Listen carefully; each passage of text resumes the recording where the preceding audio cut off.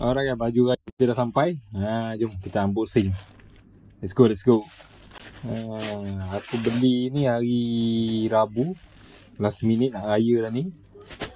Hari ni sampai, hari Jumaat. Alhamdulillah sempat sampai baju raya ni. Jom tengok berapa lai baju kita beli.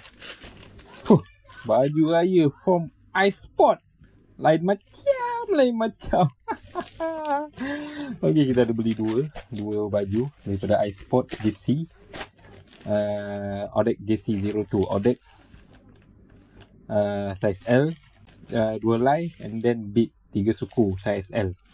Kenapa aku beli? Sebab baju lama tu dah start longgar baju dia. Sebab aku pakai size L, Beat aku pakai double SL.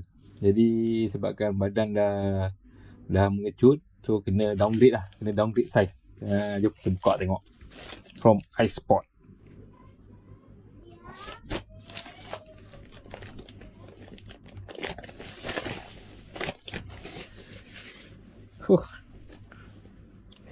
Lain macam.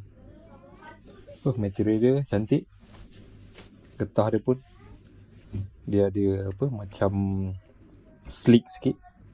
Dia punya getah ni. Ni baju pertama kita. Odex. Okey, baju kedua.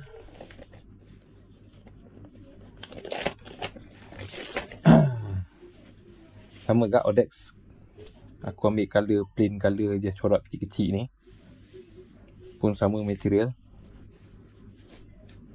Dengan dia pun sama. Ni aku tak tahu muat ke tak. Sebab SL bila aku pakai dekat bahagian bahu ni dah start berkedut dah. So jadi tak selesa. Nanti kita try tengok pakai baju ni macam mana. Okay, tengok Beat pula. Beat 3 suku size SL. Elastic Interface Endurance Crossover Series from iSport.